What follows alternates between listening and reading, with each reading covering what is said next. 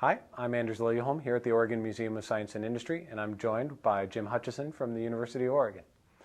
What is your area of research? My research areas are nanotechnology and green chemistry. Green chemistry is an area of chemistry where we try to design new products and processes that are more sustainable and better for the environment. How can nanotechnology help us have cleaner and cheaper energy? Well, I think there's a few ways that nanotechnology can help to solve our energy problems and benefit the environment generally. One of those is in the area of nano-enabled solar cells. We've been interested in more highly efficient and cheaper solar cells for a long time, but the level of efficiency has sort of plateaued at this stage, and the cost is still relatively high. Nanomaterials, which can be produced rather cheaply, may be the answer. They may be the answer because, first of all, they're highly efficient at absorbing the sun's energy. They can be used to separate the charge to give us electricity, and may be useful in production methods that are very cheap. So unlike the more conventional semiconductor-based solar cells, we might be able to produce these solar cells at a lot lower cost, using things like printing methods, like an inkjet printer, to actually fabricate the solar cells. This would make it much cheaper, and it would be a great way to harvest the abundant energy that the sun provides. How else could nanotechnology help us with our energy problems? Well, I think one thing is producing energy, but another aspect is you have to be able to store it. A variety of different approaches to energy have been used. For example, there's the idea of a hydrogen economy. One of the big challenges with hydrogen is how do you store that hydrogen in a safe way and have enough capacity, for example in a car, that you can travel a reasonable distance between refilling the tank on your hydrogen car. Nanomaterials, with their high surface area, may be one of the approaches to carrying out that hydrogen storage. Another storage approach that involves nanotechnology might be batteries. And again, if we produce electricity through solar, that electricity isn't a very useful transportation energy source. We need to be able to carry that in a vehicle. So batteries are one of the approaches to doing that.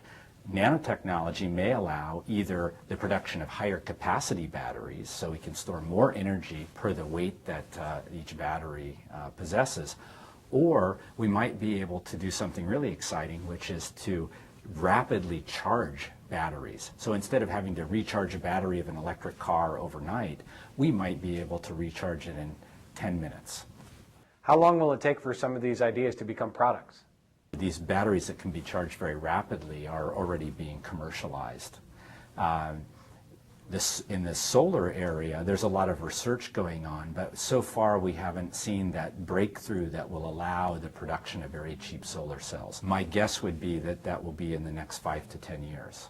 What are the possible downsides of nanotechnology in the environment? What we know for sure is that if we are able to develop nanotechnologies that provide us with improved energy collection, say from solar energy, or better storage, that's going to be good for the environment because it will reduce our dependence on fossil fuels and other non-renewable energy sources. So we know that part's good. So the question is, will the new properties of these nanomaterials pose any unintended harm to the environment or human health? The harmful effects that people anticipate nanomaterials might present involve some simple things like toxicity. Will the material be poisonous? The hazards of nanotechnology that might lead to toxicity, have to do with the unique properties of the nanomaterials. And for that reason, we can't necessarily predict those possible harms. We have to study them. Other harms besides acute toxicity or the poison nature of the materials might be bioaccumulation. Bioaccumulation means that the material doesn't degrade as most chemicals do, but actually accumulates in the tissue of humans or animals. What the problem with bioaccumulation is that the material might not be hazardous on a very low level, but if it accumulates to a high enough level in the tissue, then that might cause a harm. Are there any different risks when you go from researching in the lab to manufacturing a product?